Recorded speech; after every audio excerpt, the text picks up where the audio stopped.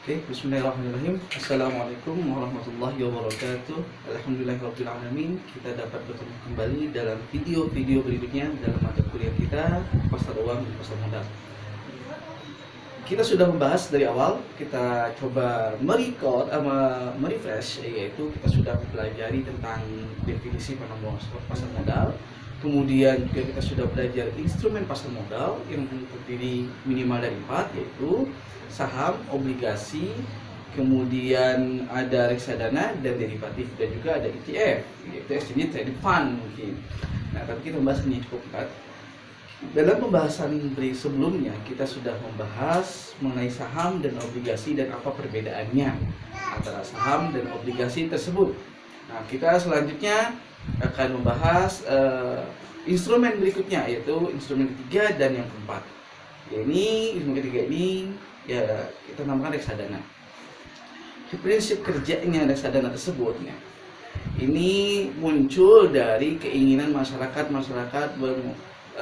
ekonomi menengah ke bawah untuk bermain saham, untuk memiliki saham, karena pandangan di masyarakat awam apabila ingin melakukan investasi saham harus membutuhkan uang yang cukup besar, uang yang cukup banyak, katakanlah minimal 100 juta rupiah. Sekalipun saat ini sudah ada saham-saham dengan nilai-nilai kecil, dari manajer investasi sudah, jadi kita bisa trading saham dengan nilai-nilai kecil, baik 1 juta ataupun lebih kurang, ada 100.000 bahkan. Oke, reksadana prinsip kerjanya adalah yaitu mengumpulkan dana dari masyarakat. Berapapun dana itu dikumpulkan dan dana tersebut yang dikelola dan dikumpulkan oleh seorang manajer investasi, yaitu atau perusahaan manajemen investasi atau investment management. Nah, perusahaan inilah yang mengumpulkan, mengelola dana dari masyarakat. Kemudian setelah dana tersebut dikumpulkan oleh perusahaan manajemen investasi tersebut atau oleh seorang manajer investasi, dikelola untuk mendapatkan laba atau keuntungan atau capital gain. Nah, biasanya ini dikelola yaitu untuk di dalam reksadana ada yang berupa saham, reksadana yang dimasukkan di dalam saham, kemudian di pasar uang, kemudian ada di fixed income. Nah, ini dia salah satu pengembangannya atau campuran antara keduanya. Nanti kita akan bahas. Prinsip kerjanya seperti itu. Pertama kali prinsip kerja reksadana mengumpulkan dana dari masyarakat kecil yang dilakukan oleh perusahaan manajemen investasi atau oleh seorang manajer investasi, kemudian dana itu dikelola. Kemudian cara pengelolaannya oleh seorang manajer investasi tersebut atau perusahaan tersebut dilakukan penanaman saham atau penanaman modal atau melakukan transaksi untuk mendapatkan keuntungan tersebut.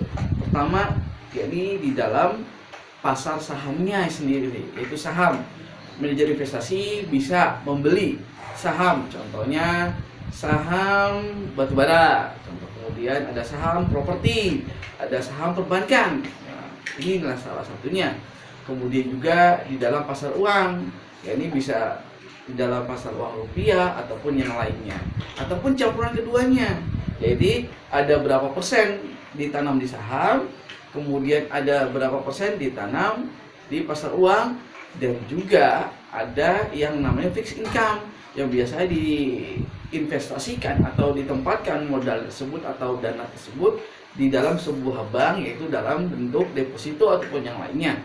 Karena deposito memiliki fixed income, di situ mungkin dengan negosiasi antara perusahaan manajer investasi dengan perbankan tersebut. Inilah cara pengelolaan saham itu atau reksadana. Jadi inilah bagaimana prinsipnya, cara kerjanya, dan juga di manakah perusahaan reksadana tersebut atau manajer investasi tersebut mengelola saham mengelola saham, yaitu yang dikumpulkan, yang berhasil dikumpulkan tersebut. Oke, yang berikutnya yakni derivatif. Nah, derivatif ini berupa turunan atau pengembangan dari saham dan obligasi tersebut. Nah, kita perlu mengetahui yaitu apa saja sih yang termasuk dalam saham atau jenis instrumen pasar modal berupa derivatif tersebut. Yaitu salah satunya derivatif sendiri adalah yaitu merupakan turunan. Nah, ini yang ada yang dinamakan dengan option dan juga warrant dan juga rights. Oke, yang pertama kali option, ada option, right, dan warrant. Nah, option tersebut atau opsi tersebut adalah surat pernyataan dari pihak yang memberikan hak kepada pemegang saham untuk menjual saham sesuai harga yang disepakati.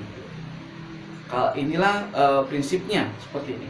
Nah, trading option tersebut bisa dilakukan dengan online trading. Kalau kita sebutnya kalau pedagang sebut trader. Kemudian online trading bisa dengan opsi yang kita bisa membeli harga di atas seberapa, menjual di harga berapa, kemudian dibeli di harga bawahnya berapa. Itu bisa dilakukan. Kemudian rights adalah surat berharga yang memberikan hak kepada pemodal atau investor untuk membeli saham barunya. Ini.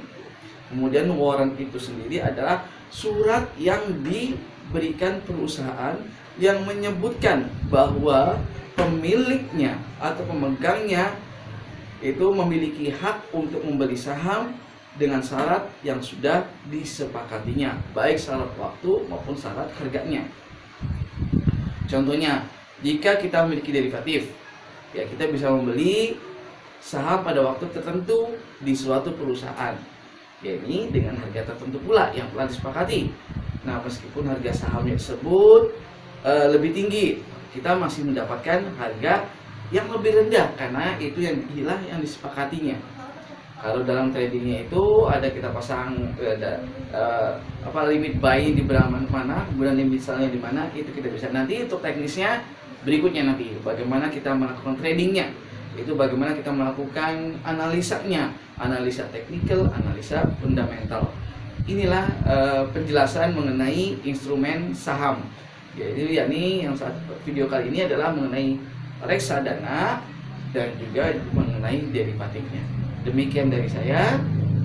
Kita bertemu kembali dalam video berikutnya. Wassalamualaikum warahmatullahi wabarakatuh.